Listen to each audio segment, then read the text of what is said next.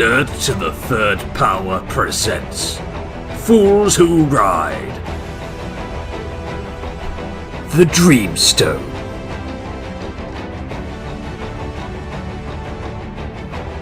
Greetings, my friends, and of course, you are listening to Fools Who Ride the Dreamstone.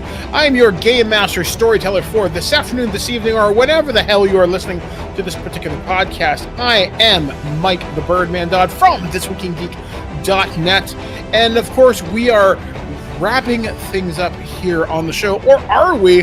Because I don't know what's going to happen from here on out, because I fly by the seat of my pants, as I will discuss a little bit later on in these episodes when we eventually get into the debrief as to what the hell happened during the course of this campaign.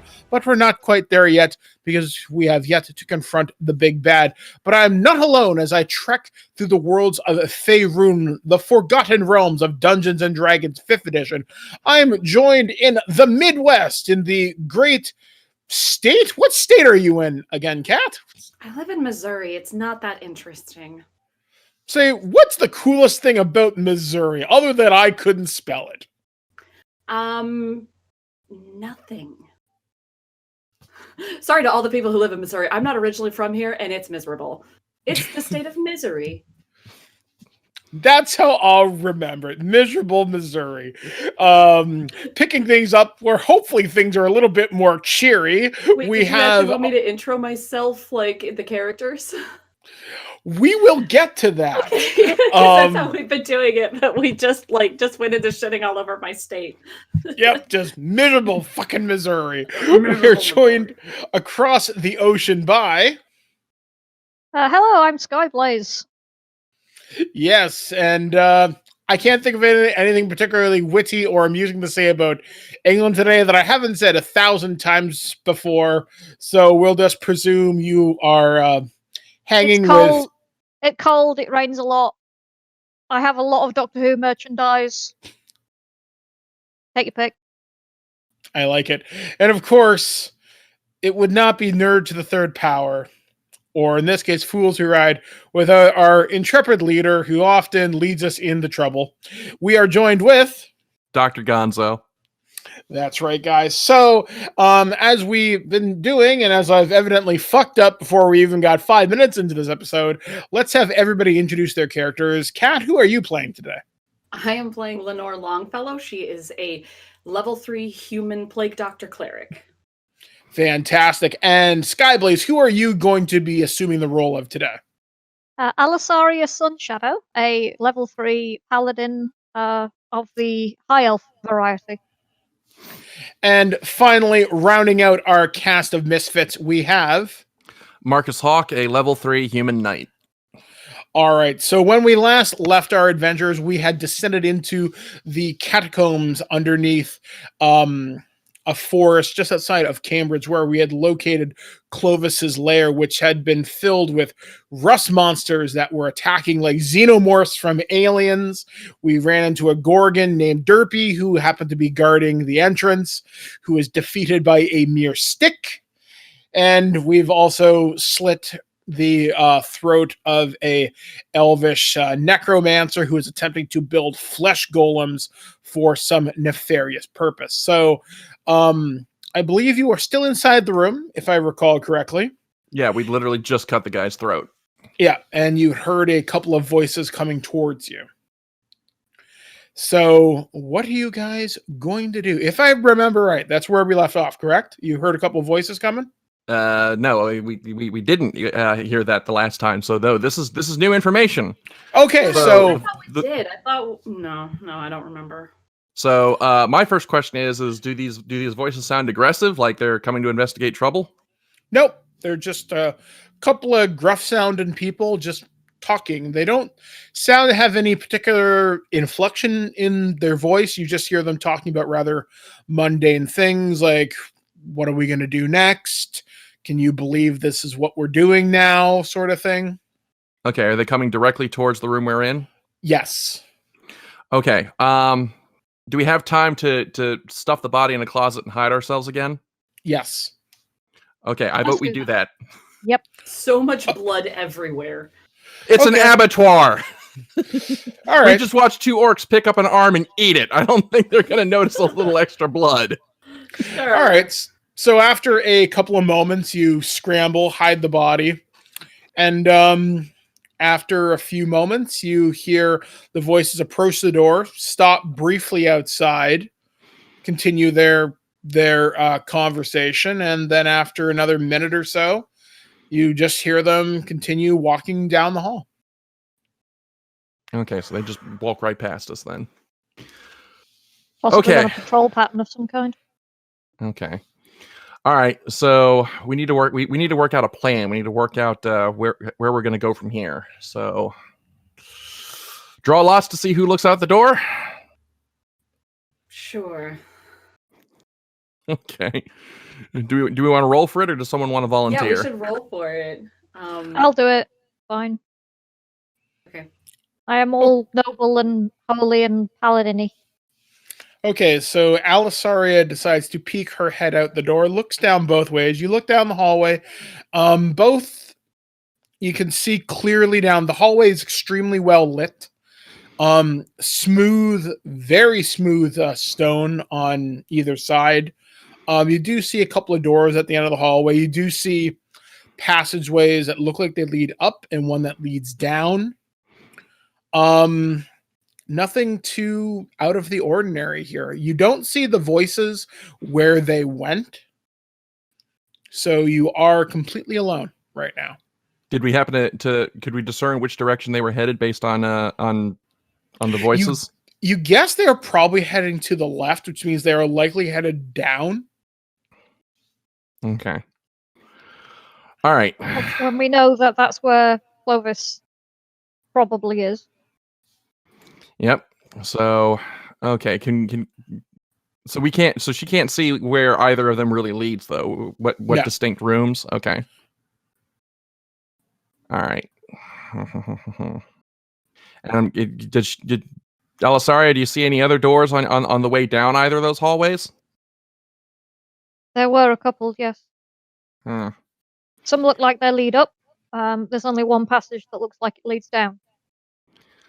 Well, if Clovis is following the evil overlord list, his lair down will be the direction we want to go. The one thing I'm concerned about is running into other patrols on our way down and basically having to pull an episode 4 here. Okay, all right. Well, anyone got any ideas, or do we just want to try and just gun it? Well, first of all, I am going to pray quite fervently. Lenore, would you care to join me? Yes, absolutely. I think we could use all the help we can get at this We stage. need all we can get. All right, so you pray to whatever gods you hope are listening, and Please, Dawn Father, for the love of all the other gods. Timora, we're betting our lives here, so if you could God. bless our gamble. So, bone. Pray to Tyr and Thorm for justice to be brought to this place and it to be cleansed in their holy light, and so on. as you pray, you feel words escape your lips, and things seem to...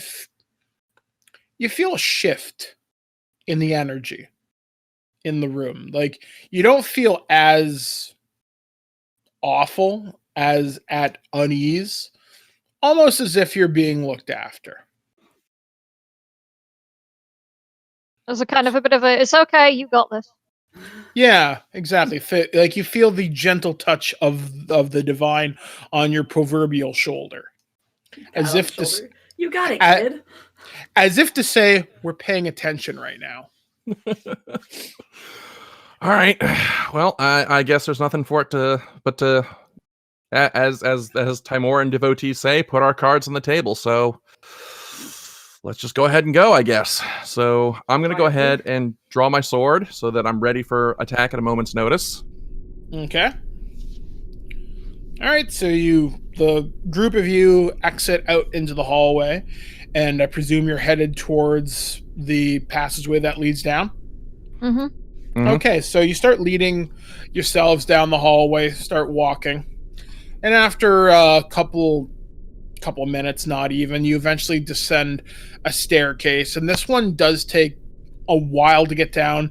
The rock work starts to get a little bit more ornate as you get down, and eventually you kind of descend into a balcony-like area, and you can oversee this gigantic room that looks down into like a pit, but it looks like this place has been here quite some time. Like, the stonework is really, really old, yet it's incredibly ornate. There are torches everywhere. Like, the ceiling for this room seems impossibly high, considering where you should be in the earth right now. As you look around, you can hear tons of movement in there. Looking around, you look on the floor below you, and you can see this giant statue, and that's on top of a fountain, even more massive than the one you saw at the entrance of this place. And it just has something coming out of its mouth, but you see this great winged form, and it seems to be intertwined with a rather regal-looking man. But you notice these bird-like talons that seem to be coming out of the one bird-like form, these 4 wings that just glisten with blood, or what looks like blood, because it does put off a very distinct shine. And there's also the features of the man, that's intertwined with this bird-like creature, are kind of like a mix between a man and a bird. The best way I can possibly describe it. And surrounding all this, you see more of the creatures you fought outside, ones that took a lot to kill. Oh. You're seeing easily 100 of them. Plus you're seeing, you would guess to be many, many more just ordinary looking people who don't look like they've been dead too long. You're seeing people who look like they've been dead a long time, and skeletons. And you're seeing just a guy walking up and down the rows, throwing something onto the bodies, causing ones that are on the floor to animate, ones that are appearing agitated to calm down. And at the head of the room, you can see a guy who is dropped to one knee. He's dressed in some kind of armor. You can't get too good a look at him, as the light seems to almost unnaturally dim around him. And he just seems to be holding something that's putting off this orangish glow that's sitting on a pedestal. But this guy's completely by himself, separate from everybody else. Okay. Taking care not to draw attention to myself, I'm going to pull out my pull out my sky blaze. Okay, yeah, like I just have sky blaze in my pocket. Pocket sky blaze. I'm gonna. I know I'm small, but Jesus Christ. She's like a Pokemon. I'm gonna pull out my spyglass, and I'm gonna take a look at what I'm presuming is the priest throwing this stuff on the corpses, to see is that Para? Is that the guy that we met on the island? Yes.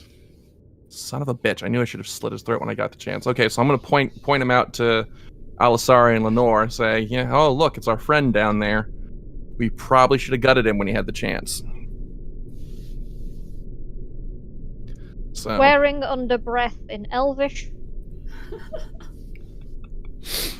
Okay. There's probably some draconic swearing in there as well. Just because it sounds scarier. Yeah, right. It's like Very Russian. satisfying. We're like, oh, I don't know You what kiss that your is, mother but with that mouth? All right, and then I'm going to take a look at what I presume is Clovis at the head of the room, just to kind of get a look at him and try and get his measure as a fighter. So, do I need to roll a perception check or?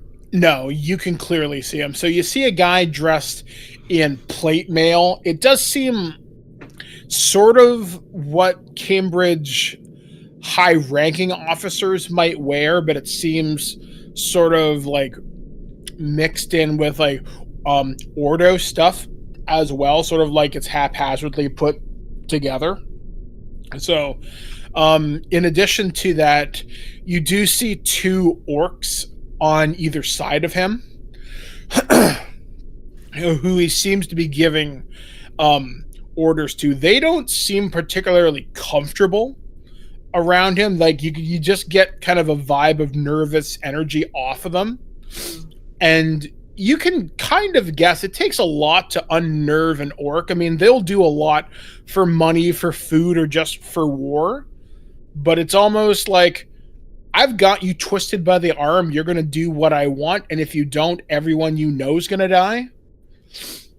So Clovis is definitely commanding considerable power here. Okay. I want to take a look around the room. Are there any entrances into the room that don't take us through the hordes of fucking flesh beasts? Not really. There are two staircases that descend off the balcony where you are that lead directly down. And that's pretty much about it. Okay. Hey, we're on a mezzanine type floor, aren't we? Yes. So is Clovis directly in front of us, to the left or to the right? Directly in front of you, more or less. Right. And the undead creatures are in between us and him. Yes. That is unfortunate. And there's no other entrances into the room besides the one we're in? No. However, looking around, the undead creatures, they don't seem to be reacting. They, like, whenever the priest walks by them, they just kind of stand at attention, more or less, after Paris passes by and throws some kind of a powder on them.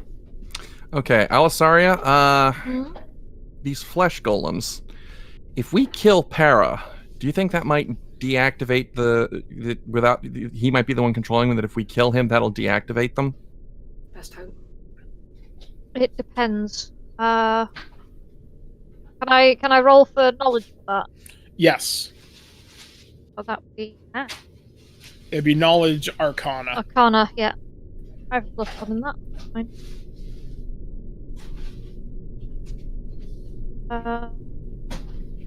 13. You would guess, if this guy is some sort of a necromancer or has some kind of abilities tied to some sort of a demonic lord or some type, yeah, he's probably commanding these things, which means if he dies or is incapacitated in some capacity, he may lose control of them. You're not sure if that's 100% true. It's an educated guess at best. Define lose control. Like they'll deactivate or they'll just go berserk? You don't know. From what I don't know, but usually in the absence of standing orders, for a lack of a better term, they'll just do nothing apart from protect themselves. But that's a bit of a gamble. On the topic of bit of a gamble, I have 1 use of turn undead. Will it be enough to turn a horde that big? Real good question. Real good question. Let me look at my abilities here.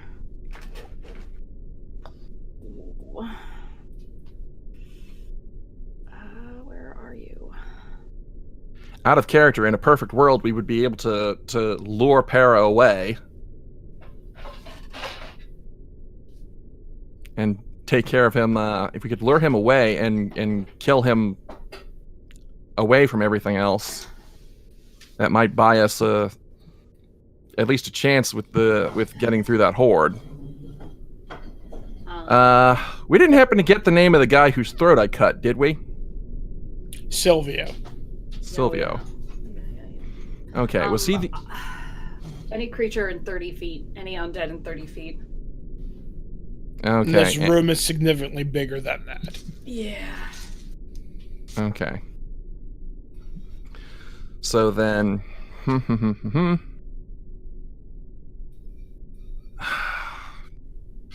far away are the targets? You're guessing probably about 100. Okay. But you're also high up, so they haven't noticed you yet. Okay, I'm swinging for the fucking fences here. Do we have a grappling hook and a rope? I have a rope. Let me check. I don't think I do. Let me check my character sheet. Does it say how long it is? Usually Dramatic 30 length feet. is fine with me. Are you suggesting we Errol Flynn it? Yes. Yes, I am. Oh god. All right. The Indiana Jones theme tune playing in the back. So I have 50 feet of rope. Y'all remember I do fencing for a hobby, right? Of course I'm going to suggest we do the Errol Flynn thing.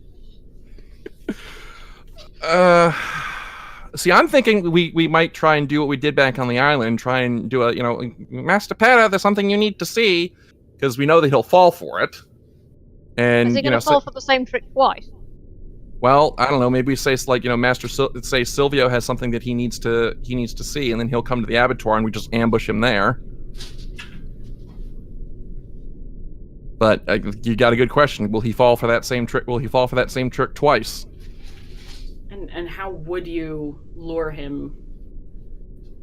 Considering that I don't think either any of us can imitate his voice convincingly.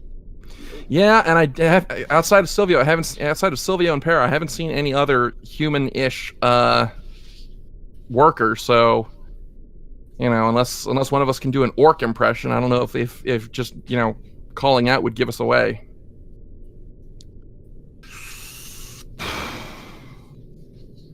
Okay, all right. Can I roll a perception check on Para to see if I can get an idea of how much of a hassle he'd be to put down if we decide to pull an Errol Flynn? You can size him up. Yeah, sure. Okay, so all right, rolling a perception check. Alrighty, Timora, be with me. Bless these dice. Oh, nat 20. All right. Seriously? Well, physically, it looks like you could kick his ass and feed it to him. You don't know how much he's packing magically, so you don't know how powerful he is in that regard. Like, he could fireball your ass into oblivion. I have a possible thing that I could do about that. Because I have Sanctuary as a spell. Which means I can ward any creature within range. Until the spell ends, any creature who targets the warded creature with an attack or harmful spell must make a wisdom saving throw.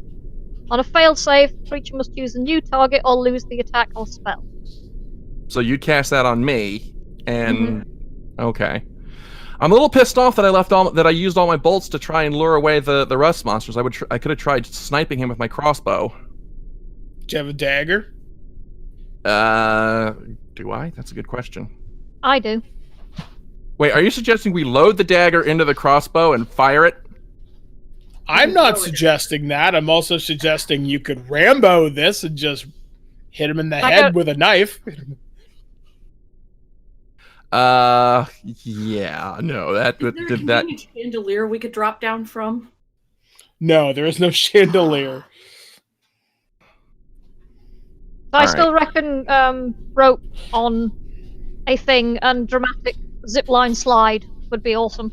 Because the great part will be when we try and lasso a stalactite or something, and then it falls, and then we just have this rope that drops down in front of them. Okay, the thing that we're standing on, you say it's a mezzanine. Is there like a railing or something on it, or is it just like floor? It's just floor.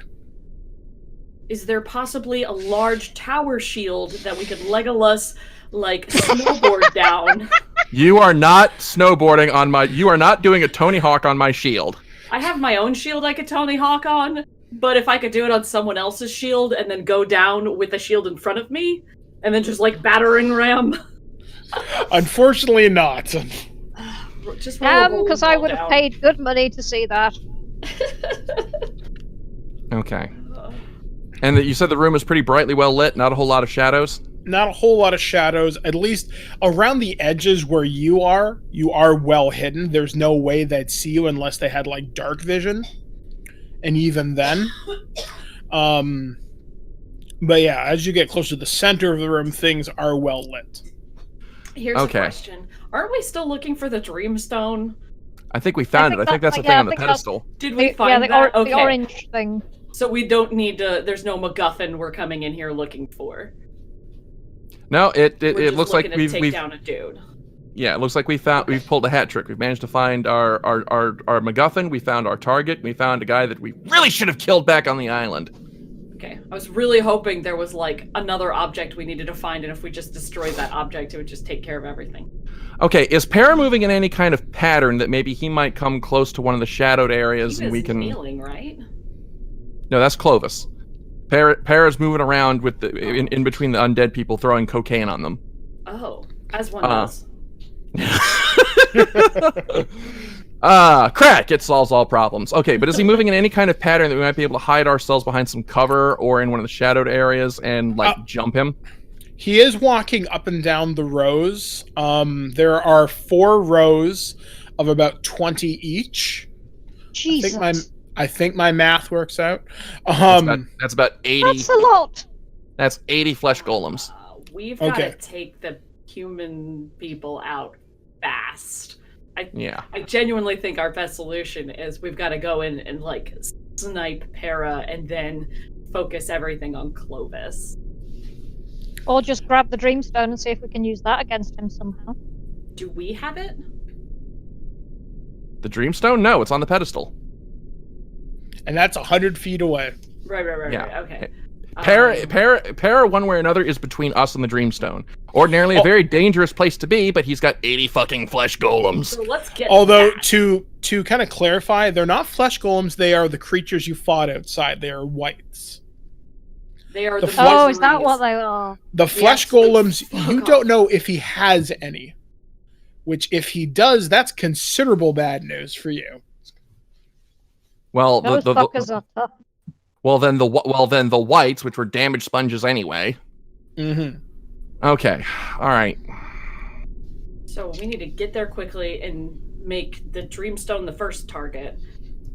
And then we can't cross the room without Para activating the whites and basically jumping us. Yeah, but if we go faster than that, if we can book it, basically. Zerg. Basically, you're talking about Zerg rushing him.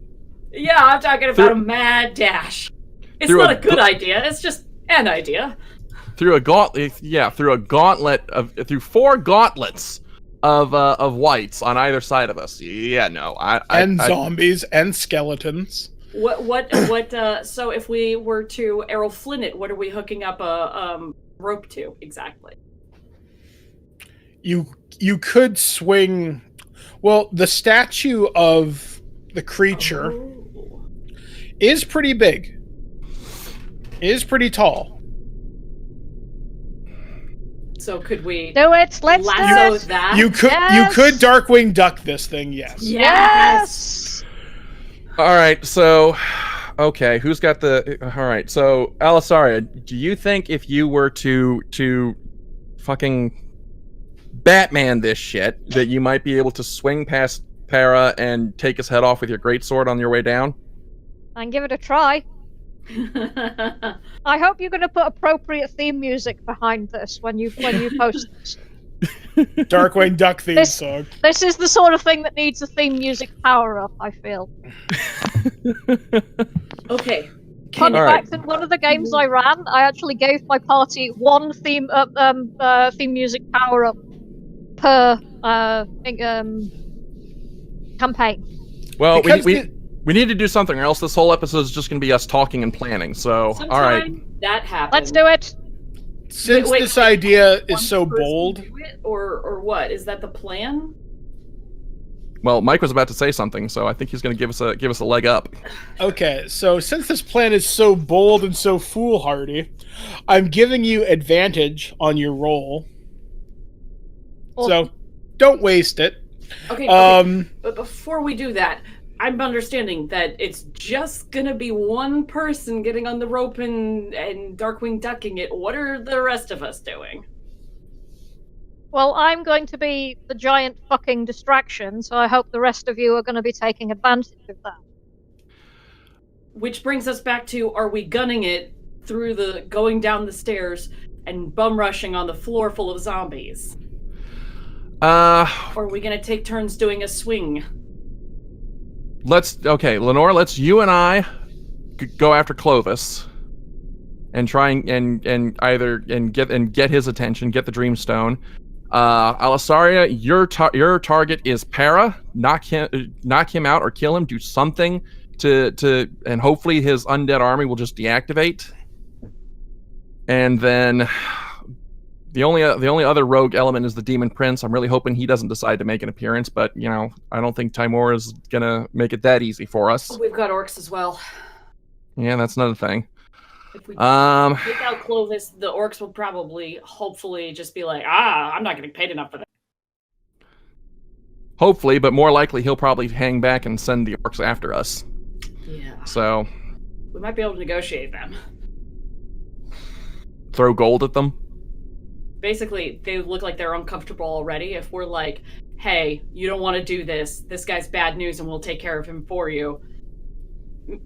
Maybe some sort of negotiation like that might be okay. Maybe. But again, are we going down on the ground and bum rushing?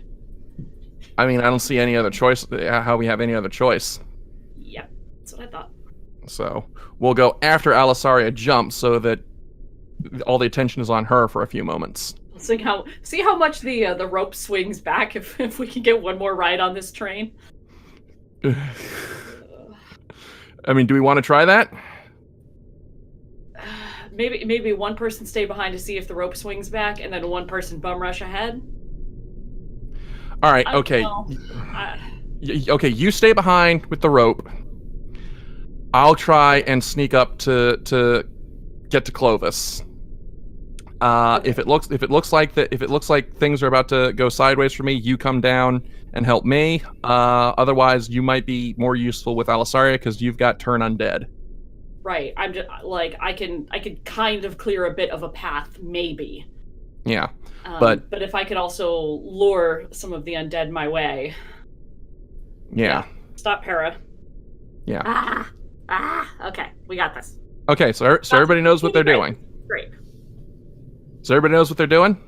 Yep. Okay, do we need to do a dirty dozen, number one, now it's fun kind of thing? What Am I the only one who's seen that movie? Watch the plan immediately fall apart. Okay. All right. So who's going first? Me. All right, Alisaria.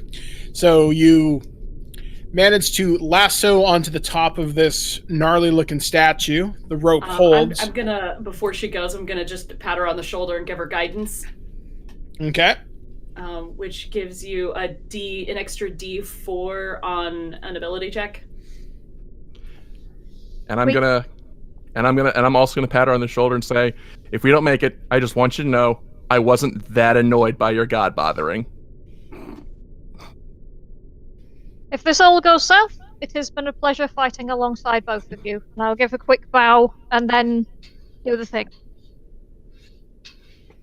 All right, so you lasso onto the statue. You swing dramatically down through the crowd of wights, zombies, and skeletons, and you pretty much land face to face with Paris, who looks utterly surprised to see you. He's like, "What?" I'm gonna grin at him. Hello! And then swipe at him with my sword. Okay. You swing with advantage. 3. Nat 20! Woo! That's a hit, obviously. 9. Okay, 9 damage. Alright, so you slash at Paris, dealing 9 damage. You cut across his belly. Doesn't deal a whole lot of damage, but it definitely cuts him open. It cuts through his robes. He's definitely hurt. He's going to attack back before the others can react. He's going to try and cast a spell at you. Shit. So he's using a touch attack of some type.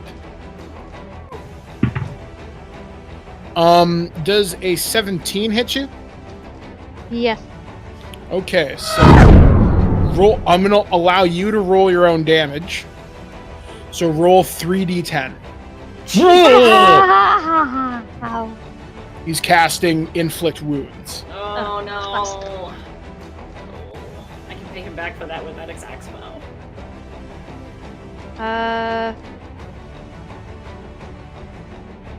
7. Okay, so you are hit for 7 damage as you feel just something wither away at you and just feel sick and disgusting. It hurts a lot. It doesn't kill you, obviously, but it hurts a lot, unlike anything you've ever really felt before. Bastard. Okay, so the other two. All right, so Marcus and Lenore, what are you guys going to do? Does the rope swing back? Yes. Yes. Okay, so then I am going to sneak down the steps as quickly but as quietly as I can towards the podium to get close to Clovis.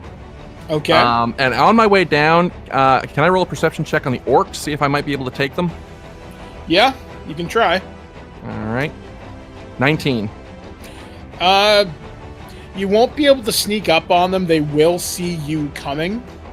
But, they don't appear like they're really kind of doing much. Like, almost as if they care what's happening, but they're not going to do anything unless ordered to. Oh, they're like the Swiss Guard. They're just there for show.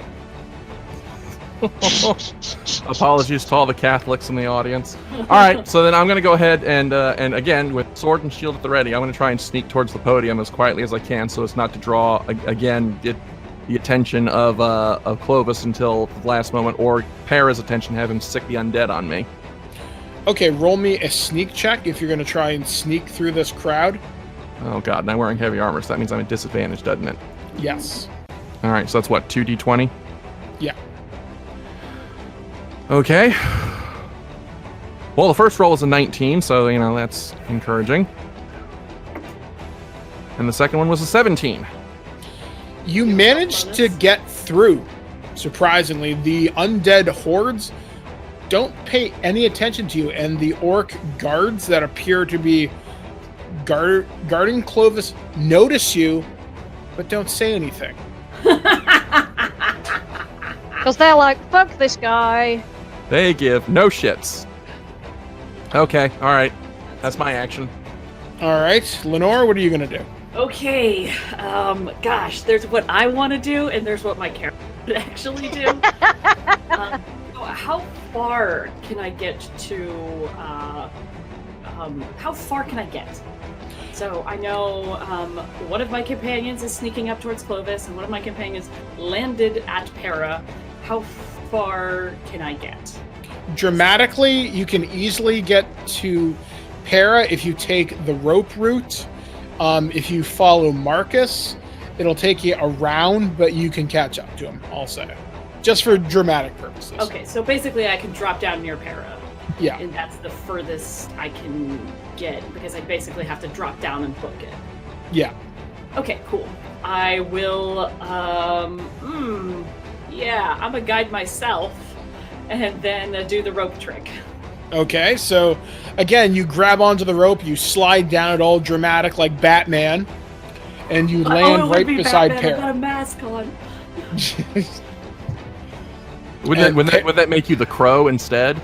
I mean, little column A, little column B. Para looks at you and is like, interloper! Oh, I appreciate that Welcome to Night Vale reference. I will, I am gonna cast, I'm gonna start running, and as I'm running, I'm gonna cast Toll the Dead at Para. Okay. But I'm gonna book it towards Clovis. And by Clovis, I mean it's Dreamstone.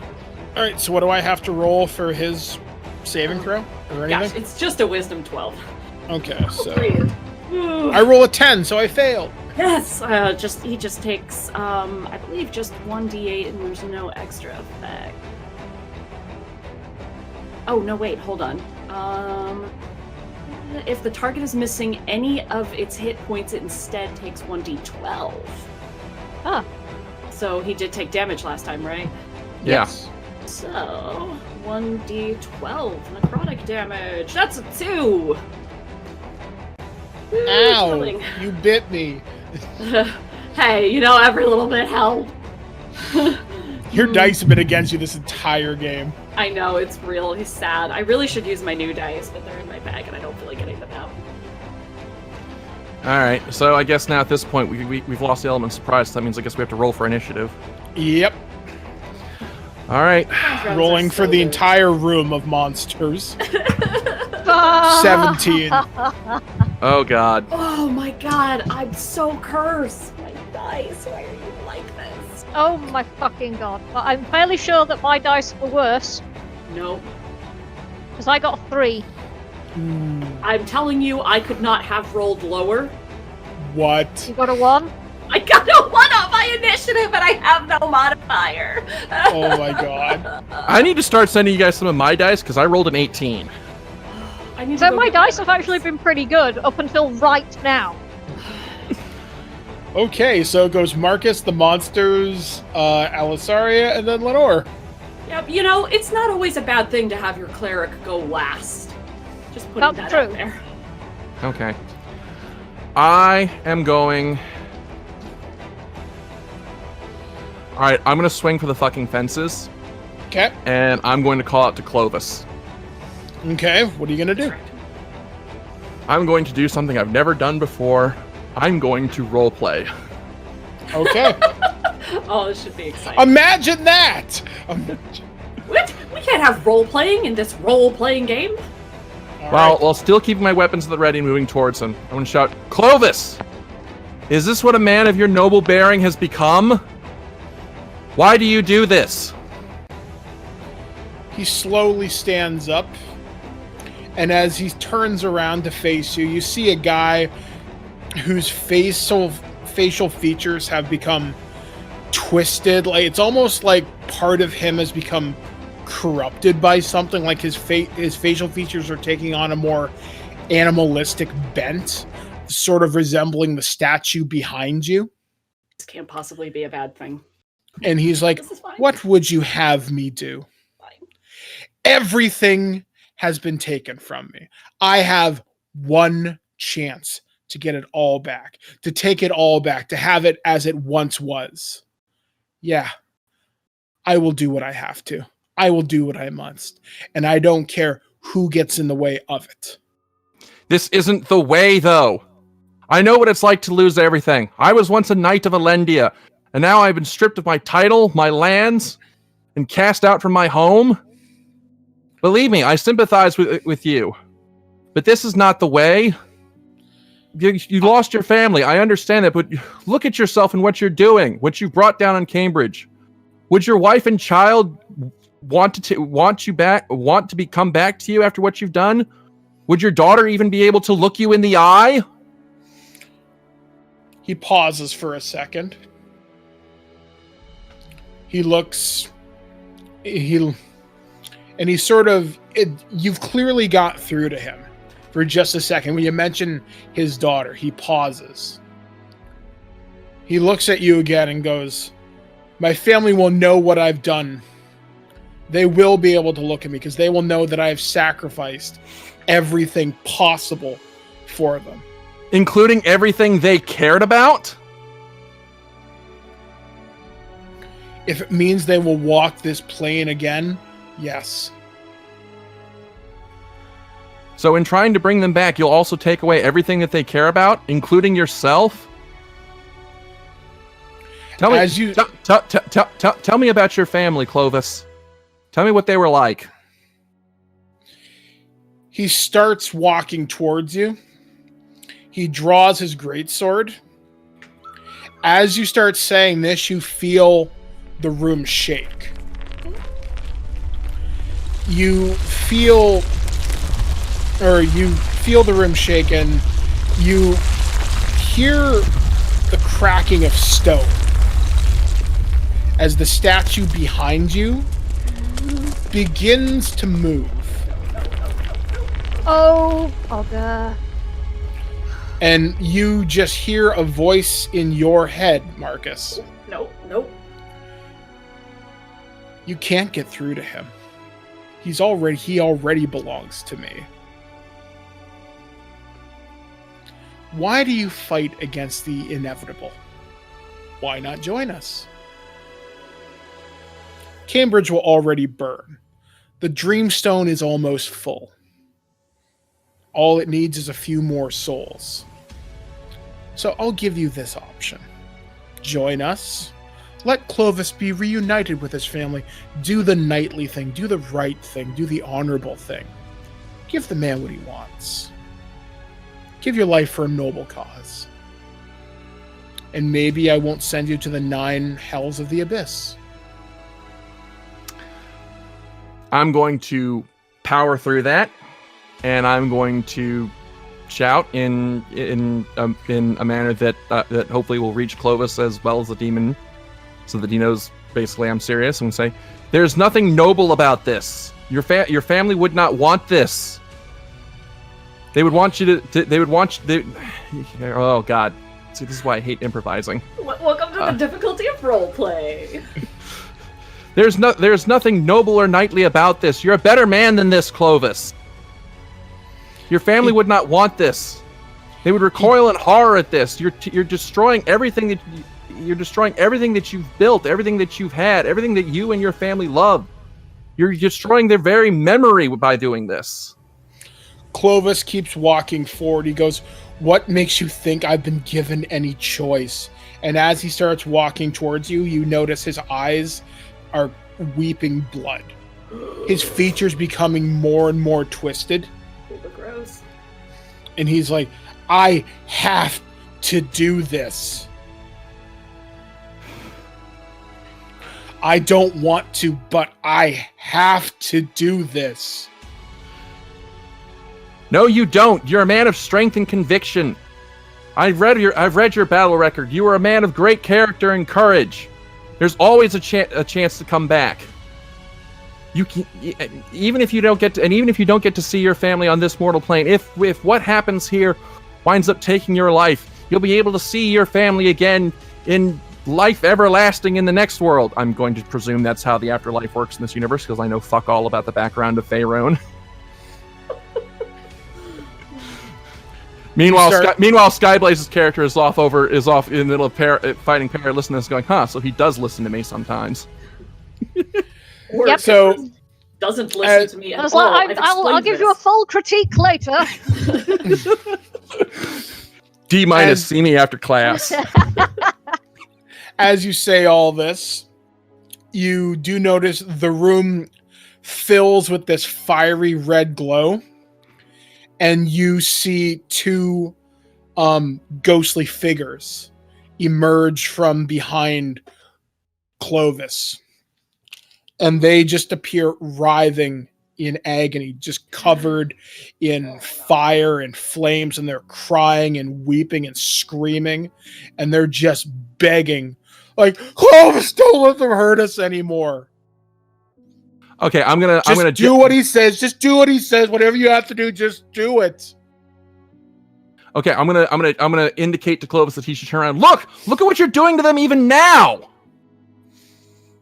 He starts to turn, and you hear this tremendous, monstrous voice fill the entire room.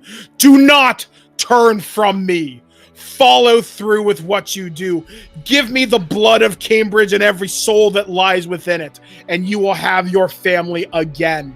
Otherwise, they will burn with me." Yeah, are we? I mean, this is a long round of initiative. We're still on initiative. Yeah. At this point, I am going to turn and raise my sword, kind of like for the honor of Grayskull style. Yes. Okay. And well, what I'm actually going to be doing is turn the unholy, but I'm going to be doing it in a suitably dramatic way, which lights my sword up with holy light. Okay. So it's the Divine Smite ability. All right. So I'm going to do that and say, "Silence, demon! Your words are poison." All right. What does the demon roll to resist that, or does it just happen? I have to roll. Hang on. Holy, This is gonna really wisdom, suck if she rolls wis- a 1 after such a wisdom- dramatic display. Wisdom saving throw. He has to roll over an 11. Okay. Rolling, no modifiers. I rolled a 7. The demonic voice shuts up as the room fills with the bright light from Arasaria's sword, and everything in the room backs up a few steps. Clovis, listen to Marcus. It isn't too late for you to come back to the light, no matter how much it hurts. He continues walking towards Marcus. He's like, look at them. They are in hell. I can bring them back. I don't know the people of Cambridge like I used to. All they do is sit all day around and dream and just work tirelessly for a lord that cares for them nothing. He sits up in his manor and does nothing but give them cake and circuses. And I want my family back. And what are you doing to them? Is Giving this a them price you're ba- willing to pay? For them to be made flesh again and life everlasting? Yes. You're just what you're doing is dragging them into hell with you. You can release them. He pauses at that. Look, I understand you've lost everything. I have too. And believe me, there's not a day goes by that I don't wish I could go back and undo what I did to get myself exiled. But this isn't the way. But this isn't. But trying to undo it this way, you're just making things worse. Even if you do bring them back this way, you won't be able to look them in the eye, knowing what you've done, and they won't be able to look you in the eye. You'll be destroying the very family that you built by trying to bring them back. Is it really worth bringing them back into this realm this way, if by doing so, you know you will never be able to have the love and the care that you had before? You're just trading one false dream for another. Look at who you're working with. I gesture to the statue. Clovis stops. He looks up at the statue. He raises his greatsword. He turns around, faces his family, just sees them writhing in agony, and you just feel the room light up again with that intense fiery red light. By the way, how are we doing for time? We've got about another 10 minutes. Okay, perfect. So, the room continues to glow with this intensely fiery red light. You just see the two ghostly figures start to scream and writhe in agony even further. And you hear the voice fill the room and say, "Enough! Defy me no further. Clovis, kill the interlopers, burn Cambridge to the ground, bring me the souls I desire, or they will be destroyed and rended from all eternity." Is this who you're wanting as your boss? I mean, sure, he pays well, but the benefits package is just crap. Clovis drops his sword and he starts weeping openly and saying, "I can't do it. I'm not strong enough. He's too strong. I have to do this." I'm going to walk over to him and cast Sanctuary on him.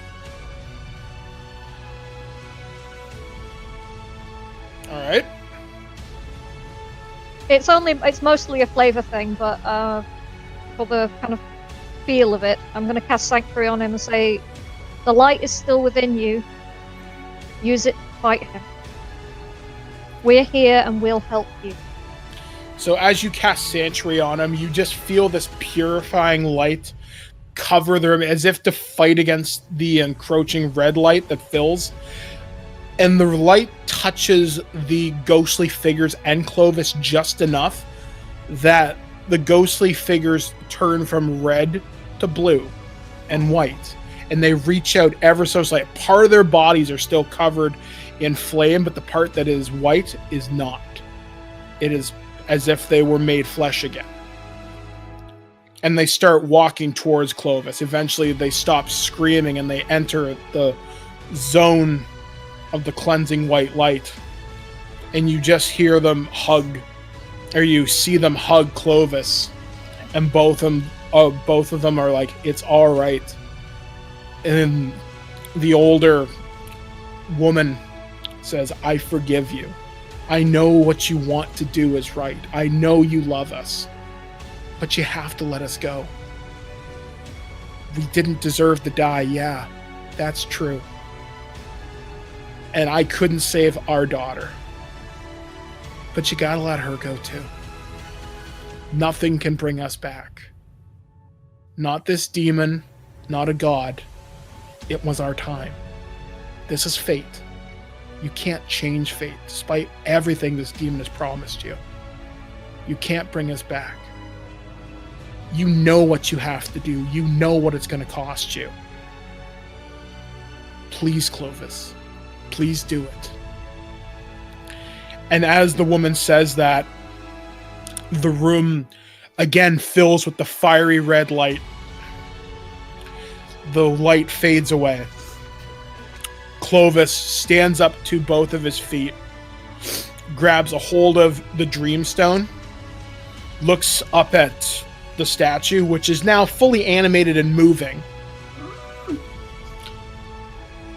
Statue looks down at him, which is now taken on this fully animated winged creature-like feel, and goes, defy me once more and see what happens to you.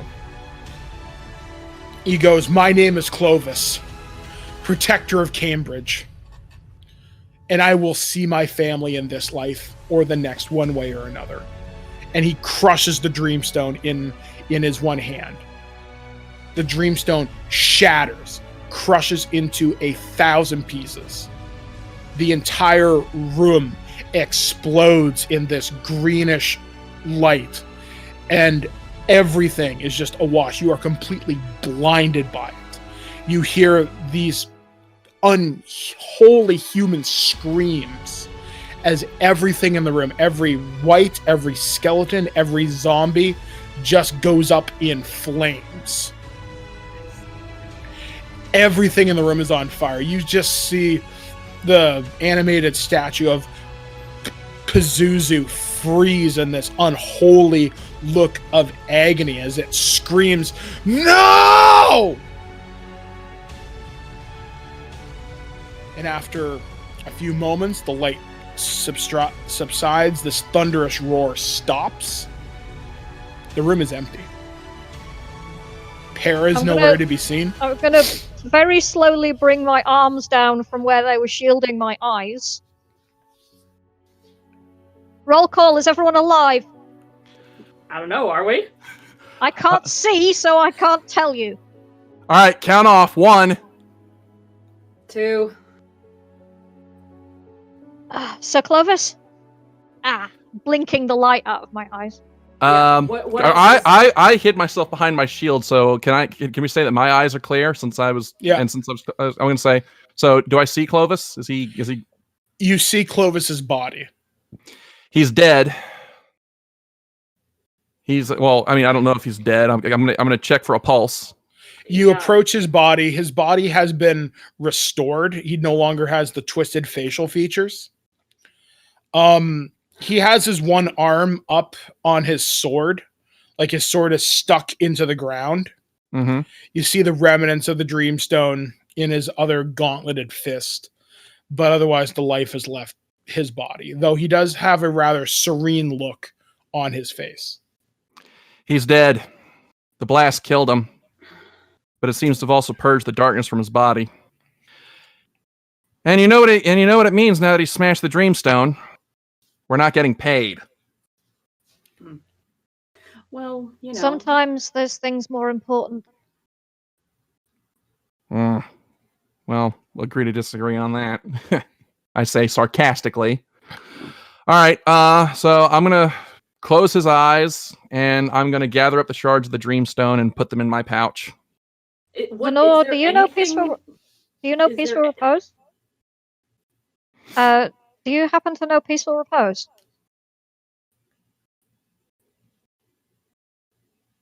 No? If not, that's okay. We'll get one of the clerics at the city to take care of it. I think we should take him back for a proper burial. Yeah. Yep. All right. So anything at all left in this room? No, nothing. It's as if the room was just the statues, other than the Pazuzu statue, which is now just rock. It's no longer a fountain anymore. It's just a giant statue. Is it the same statue? Yes. So it's still a Pazuzu statue. It's still a Pazuzu statue, but it's now, whereas before it looked evil and triumphant, now it looks afraid and in pain. Mm. Are there any other doors leading out of this room? Just the ones you came in. All right, and I'm guessing the orcs are gone? Everybody's gone. All right. Everybody's dead, Dave. Do you think we ought to do something? Canvas the joint? That's what we were already doing. Do you think we ought to destroy that statue? Can we? I mean, the only thing that we have is your mace. True. So, we'll probably have to see if we can't get the kingdom to pay some of the Fireforge dwarves to come out here and blast it down. Maybe leave it to the druids. Mm-hmm. Yeah. All right, so hoisting Clovis on my shoulders and going, oh, Christ, he's heavy. Can somebody give me a hand here? This guy's wearing fucking heavy armor. Yeah, all right. Shush. Yep. All right, so you hoist Clovis out, or onto your shoulders, and as you start making your way up through the layers of the dungeon, this place is empty. Like, you don't see any remnants of the rust monsters. You don't see anything else. It's like this place hasn't been touched. I'm gonna check my herb pouch and see if the herbs that I had stolen are still there. They are still there. Okay, cool. In that case, I'm going to offer up a prayer of thanksgiving. Yeah. I can do that while carrying this guy. That's fine. All right. So eventually you emerge. And I'm also going to offer a prayer of thanks to Timora for blessing my gamble, because it seems to have paid off quite handsomely. As you emerge out into the outside. Well, hang on. But before we go outside, I want to peek out the door, see if that Gorgon is still out there. You unbolt the door, take a peek around. It's a sunshiny day. You don't see the Gorgon anywhere. Wrestling with the stick. All right. I just realized none of us have horses anymore. We left them outside the woods. We're going to have to carry this bastard through the woods. Or two of us stay here, somebody goes back to get the horses and leads them here, and then we put him on a horse. All right. Roll for it. Fine. Get the horses. All right. D4. I rolled a 4. Get the horses. It's all right. Fine. I will. How far back did we leave our horses? Because it was like a day ago. All the way outside the woods, so we should probably just walk. Yeah. Maybe the druids will take pity on us and lend us some pity horses. Pity horses. Some giant rabbits. Muscoville rabbits. So, as a sake of, for dramatic purposes, you guys do travel through the woods. It does take you the better course of a day and change to get through. You do take turns carrying Clovis's body. As you get towards the shore, you do notice a boat there. If you want to go back the way and maybe see if Thera's still anchored off. You don't see her boat, but that doesn't mean she won't come back. There was a boat left there, which does have her markings on it. Or you can try going back towards Cambridge. You just have to take the long way. You'd have to walk it, but... I'm wondering if there's any indication of where Para came from, because the last time we saw him, wasn't he getting onto a ship? Last time we saw him was in the temple, and he ran the fuck away. But no, if I recall, he was from Ordo, so he's probably headed home. Well, no, he's probably dead now, but I thought the last time we saw him before the big final battle was on the pirate island place, and he was getting on a ship, but I was wondering if there was another ship around. I imagine it probably dropped him off and then pissed off somewhere else. Yeah. Well, if he shows up on another one of our jobs, we'll take care of him then, like we should have the first time. So, all right, I say we take the boat. If for no other reason, then we won't have to haul around this body on our backs for the rest of the day. Yeah, it'd be nice to sit It's down. me. All right, so I will not dump, but I will, kind of, as gently as I can, considering this guy's heavy, put Clovis's body in the boat and take up an oar. Okay, so with that in mind, you start making your way back towards the boat. And where are you guys headed again? Back towards Cambridge or back towards there, or where? Back towards Cambridge. Back towards Okay. Cambridge. All right, so It's got a port, right? yes. So as you start rowing towards Cambridge in the boat, the seas are remarkably calm. The further you get from Cambridge, Clovis's body begins to disappear. Um, And eventually all is left is his sword. No. Oh, we spent a whole day lugging this dude's corpse, and it just fucks off. Well- occasionally, the gods appear to have a very perverse sense of humor. Is it what kind of sword is it? It's a two-handed greatsword. All right, not something I'd use. So, all right. Who wants to take the sword? I'll just present it to the Lord. I was going to say, let's show it to the Lord first, and if he wants it, then we give it to him. Otherwise, we keep it. And Okay. we'll decide then. All righty. I know you're a bit pissed that we're not getting paid, but let's not pillage the dead before time, okay? All right. All right, so over the course of the next day or so, you begin rowing and you make your way back towards Cambridge. But that's not the end of our adventure. We still have to find out what the aftermath of all this is. As I understand, we are beginning to wrap up the episode of a fucking ambulance. There are no ambulances wandering the streets of Cambridge at this particular point in time. Anyway, so before that gets any louder, I have been your game master / storyteller, Mike the Birdman Dodd. I have been joined with Dr. Gonzo. The cat. That's Skyblaze. and of course, we will see you next time on Fools Who Ride the Dreamstone, right here with Nerds of the Third Power. Again, I've been Mike the Birdman Dodd from thisweekingeek.net. Catch you guys next time.